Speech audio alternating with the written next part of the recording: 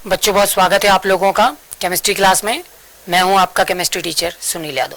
हाँ बच्चों, आज एक नए टॉपिक के साथ आपके साथ हूँ। आज मैंने टॉपिक जैव अणु से लिया हुआ है।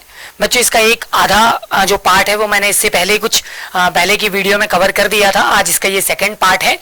क्योंकि ये प्रश्न बहुत इंपॉर्टेंट है, इसीलिए आज मैंने इस टॉपिक को पूरा कंप्लीट करना है। बच्चों, मैंने प्रश्न लिया है विटामिन।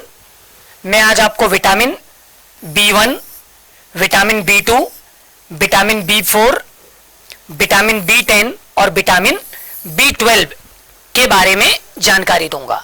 बच्चों, जानकारी का जो प्रकार होगा वो इस प्रकार होगा। सबसे पहले मैं आपको इनके रासायनिक नाम बताऊंगा, इनके रासायनिक सूत्र बताऊंगा।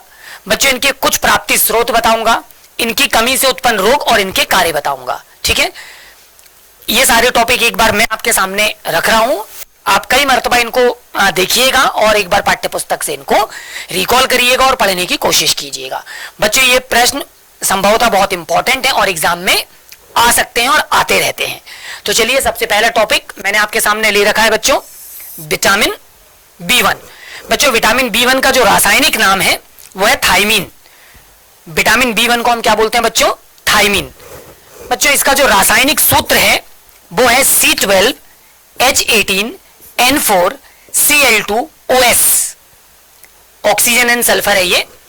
C12H18N4Cl2ONS। बच्चों, ये जो आप अणुसूत्र देख पा रहे हो, ये अणुसूत्र थायमीन नाम के इस कंपाउंड का है, जो कि विटामिन B1 का रासायनिक सूत्र है। ठीक है बच्चों। बच्चों, इसके अलावा मैं आपको इसकी प्राप्ति स्रोत बता दूं कि जो हमको विटामिन B1 है वो कहां मिलता है। बच्चों, ये चावल की छीलन में मिलता है। गेहूं, जब हम आटा पिसाते हैं ना, गेहूं को हम पीसने के लिए डाल देते हैं और उसको आटे में बदलते हैं बच्चों, तो आटे को छालने के बाद जो चोकर निकलेगा ना, गेहूं की छीलन, उसमें भी विटामिन जो B1 होगा वो पाया जाता है बच्चों। इसके अलावा अंडा, मछली इत्यादि इसके प्रमुख प्राप्ति स्रोत हैं। ऐसा नहीं है कि जो 5 मैंने लिखे बस यही है, इसके अलावा और भी हैं। मैंने जर्नली उनको लिखने की कोशिश की है, उनको लेने की कोशिश की है जो प्रमुखता से हमको विटामिन B1 देंगे। बच्चों, इसके अलावा इसका जो कार्य है वो कार्य देखिए, ये तंत्रिका तंत्र को सुचारू रूप से क्रियाशील बनाता है। तंत्रिका तंत्र को सुचारू रूप से क्रियाशील बनाता है और ये शारीरिक वृद्धि में भी सहायता करता है। यानी अगर मान लीजिए हमारा जो शरीर है वो बहुत तेजी से ग्रो नहीं करता, शरीर अगर तेजी से नहीं बढ़ रहा, इसका मतलब हमारे शरीर के अंदर विटामिन B1 की क्या है बच्चों? कमी है। हम डॉक्टर के पास जाएंगे, वो हमको कुछ ऐसी मेडिसिन प्रिस्क्राइब करेगा जिसमें विटामिन B1 होगा, या वो हमको ज्यादा से ज्यादा ऐसे भोज्य पदार्थ ग्रहण करने के लिए बोलेगा या सप्लीमेंट लेने को बोलेगा जिसमें विटामिन B1 हो और उसके स्रोत हो, उनमें विटामिन B1 हो, और ताकि हम उनको खाएं और हमारे अंदर ये जो भी डिसीज है ये कम हो जाए। ठीक है, तो बच्चों, इस तरह से विटामिन B1 की कमी से जो मुख्य प्रकार का जो रोग होगा, तो सबसे पहला रोग है कौन सा? बेरी। इसके अलावा बच्चों बहुत सारे लोगों में होता है ना, भूख नहीं लगती, ठीक है, मांसपेशियों का कमजोर होना, ठीक है, हृदय जैसे विकार है ना, हृदयाघात, हार्ट अटैक बोलते हैं ना जिसको, हृदय का कमजोर हो जाना। तो इस तरह की बीमारियों से ग्रसित होने लगता है व्यक्ति अगर उसके अंदर विटामिन B1 की कमी होती है। बच्चों, इसके अलावा अगला विटामिन मैंने आपके सामने कवर किया है, विटामिन B4। बच्चों, विटामिन B4 का जो रासायनिक नाम है वो है निकोटिनिक अम्ल C5H4NCOOH। ये इसका रासायनिक सूत्र है। बच्चों, प्राप्ति स्रोत के रूप में यकृत, ठीक है, चावल, जौ, मक्का, हरी पत्तेदार जो भी सब्जियां होंगी, अगर हम इनका लगातार सेवन करें और हमारे अंदर अगर विटामिन B4 की कमी है तो हमको ये सारे स्रोत विटामिन B4 की कमी से राहत दिलाएंगे। बच्चों, विटामिन B4 जो है इसका कार्य है, ये शरीर की त्वचा को स्वस्थ रखता है ना। हमारी शारीरिक जो त्वचा है, सपोज आपने देखा होगा छोटे छोटे फोड़े, फुंसी, मुहासे, इस तरह ये शरीर के बाहरी हिस्सों में उभर कर आते हैं ना, अंदर से ये बाहर निकल कर आते हैं।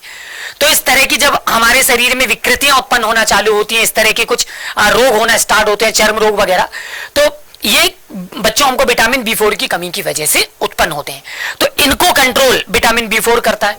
ठीक है, ये तंत्रिका तंत्र को मजबूत भी रखता है बच्चों। विटामिन B4 याद रखिए, इसका कार्य भी है।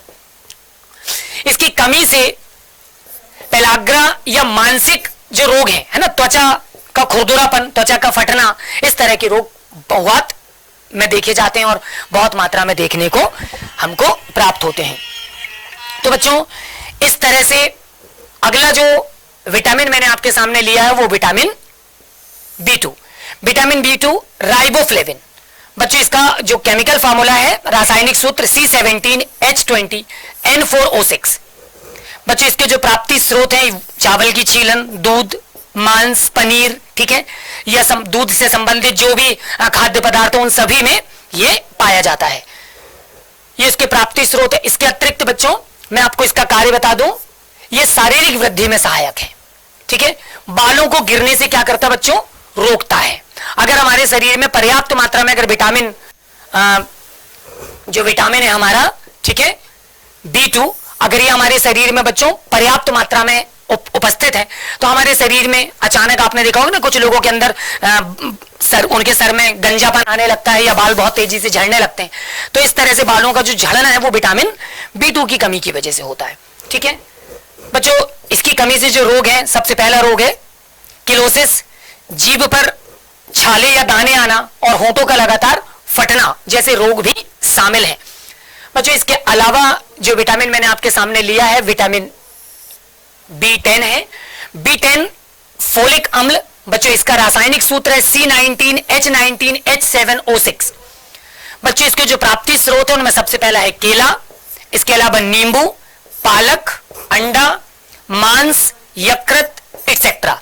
बच्चों मैं आपको बार बार ये चीज बोल रहा हूं कि मैंने जो नाम बताए हैं आपको या जो मैं लेने की कोशिश कर रहा हूं, ये प्रमुखता से वो नाम है जो पाठ्यपुस्तक में या ज्यादा से ज्यादा चलन में। इसके अलावा भी और भी प्राप्ति स्रोत हैं जिनमें ये पदार्थ पाए जाते हैं, तो हम उनका भी सेवन कर सकते हैं, उनको भी हम रिटर्न कर सकते हैं। बच्चों इसका कार्य है, ये रक्त में या हमारे शरीर में रक्त का क्या करता है बच्चों, निर्माण करने में सहायक है। अगर मान लीजिए हम स्वस्थ तो हैं लेकिन अगर हमारे शरीर में रक्त पर्याप्त मात्रा में नहीं बनेगा तो सुचारू रूप से हमारा जो शरीर है वो फंक्शनिंग नहीं करेगा, वो वर्क नहीं करेगा, क्योंकि हमारे अंदर विटामिन B10 की कमी हो रही होगी तो वो रक्त का निर्माण अच्छी तरह से नहीं कर पाएगा।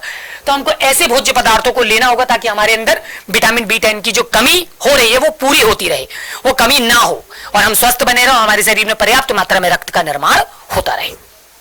बच्चों इसकी कमी से जो रोग होते हैं, अरक्तता या खून की कमी, ठीक है, एनीमिया नाम आपने सुना होगा, इस तरह के रोग उत्पन्न होते हैं। अगला जो विटामिन मैंने लिया हुआ बच्चों वो है विटामिन B12। बच्चों विटामिन B12 का नाम है साइनोकोबाल एमीन। साइनोकोबाल एमीन, इसका जो रासायनिक सूत्र है बच्चों वो है C63H88CO N14O11P। ये साइनोकोबाल एमीन का बच्चों रासायनिक सूत्र है, जबकि इसकी प्राप्ति स्रोत में अंडा, मांस, दूध, मछली इत्यादि शामिल हैं, ठीक है बच्चों। इसके अलावा मैं आपको जल्दी से इसके कार्य बता दूं तो रक्त के निर्माण में बच्चों ये सहायक है और इसकी कमी से फिर वही चीज की अरक्तता यानी कि खून की कमी, एनीमिया जैसे रोग होते हैं। और बच्चों ये स्नायविक नाम का एक रोग उत्पन्न करता है जो कि जनरली बहुत ज्यादा छोटे बच्चों में देखने को मिलता है। तो बच्चों आज मैंने आपको विटामिन बी के अलग अलग विटामिनों से आपको अवगत कराया और एक महत्वपूर्ण वीडियो है ये।